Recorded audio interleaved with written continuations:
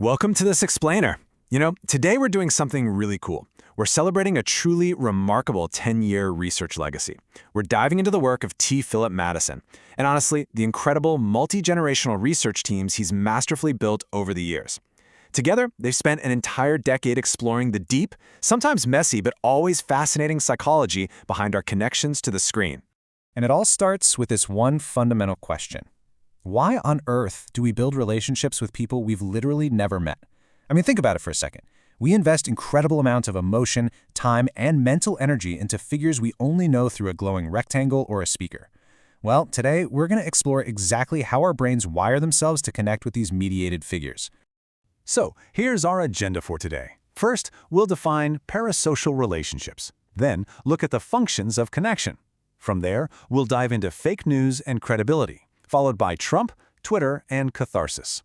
After that, we'll tackle the psychology of hate-watching, and finally, look ahead to the virtual reality frontier. All right, Section 1, Defining Parasocial Relationships, PSIs versus PSRs. Now, to truly grasp this research, we have to establish a really crucial difference, one that researchers like Schramm and Wirth originally pointed out, and that Madison really built upon. See, a parasocial interaction, or PSI, happens during the show. It's that fleeting moment when you laugh out loud at a joke a late-night host tells.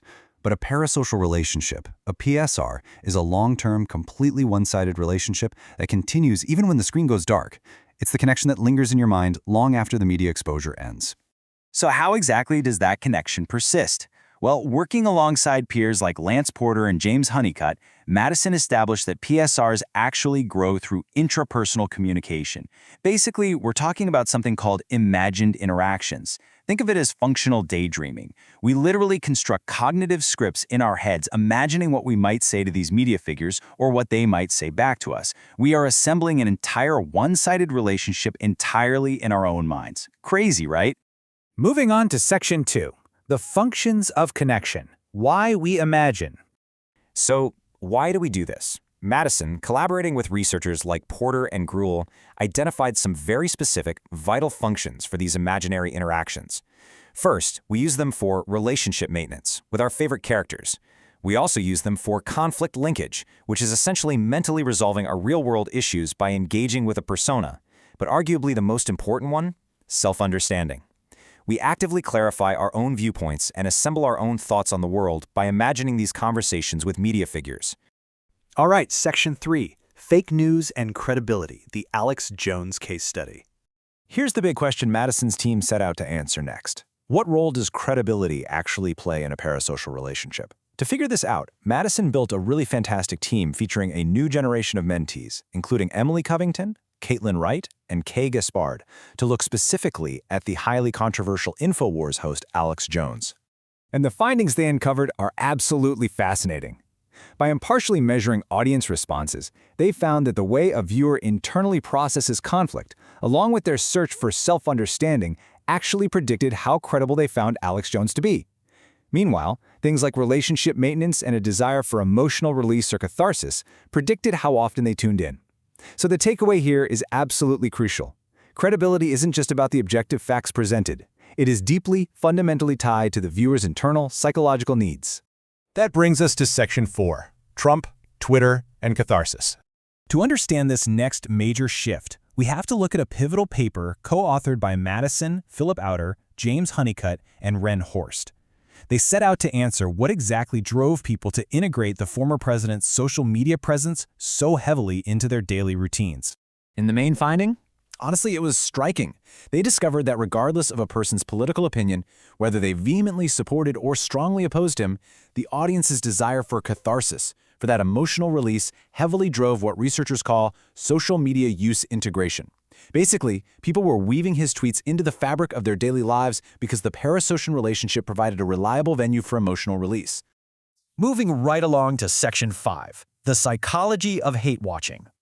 Now, traditional media theory usually suggests that we seek out content we like to affirm our existing beliefs, right? Makes sense. But Madison's research contrasts this with hate-watching, and hate-watching completely defies conventional wisdom. Instead of seeking agreement, viewers actively consume disliked content as a tool for downward social comparison. By pointing out the flaws in content or people they hate, viewers actually achieve a sense of moral superiority. And weirdly enough, this reinforces their own existing values just as effectively as traditional viewing does. As one study participant so perfectly put it validates things in my personal morals. I know these things are wrong. This just highlights how hate-watching serves as a bizarrely effective mechanism for moral validation. And actually, the research showed something else. It serves as a powerful bonding experience, too. People form communities and deepen their real-world social ties by collectively discussing and criticizing the content they love to hate. Finally, Section 6, the virtual reality frontier, immersion. As VR technology becomes more and more accessible to the masses, it is literally a game changer. We are moving away from flat, two-dimensional screens and stepping into immersive, multi-sensory environments. This kind of immersion induces an unprecedented sense of what researchers call presence. I mean, when a mediated persona can walk right up to you in a virtual room, make direct eye contact, and respond with haptic feedback, those parasocial connections are going to deepen in ways we are only just beginning to comprehend. Because of this massive shift, Madison has outlined a critical research agenda for the future. First, there's an absolute urgent need to study the ethics of VR, things like user consent and the blurring lines between reality and fiction. Second, we have to study the long-term effects on psychological well-being when people sustain deep engagement with these virtual entities. And finally, there's augmented reality. AR merges our physical and digital worlds, opening up entirely new behavioral domains for parasocial relationships. And that brings us to our final, frankly provocative thought for today. As artificial intelligence becomes deeply, seamlessly integrated into these immersive virtual worlds, we have to ask ourselves, are we still having parasocial relationships with human beings? And if not, how do relationships with AI differ from actual humans, especially when we might not even be able to tell the difference?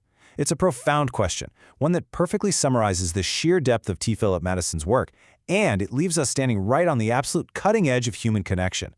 Thank you so much for joining me on this explainer. Keep questioning the screens around you, and I'll catch you next time.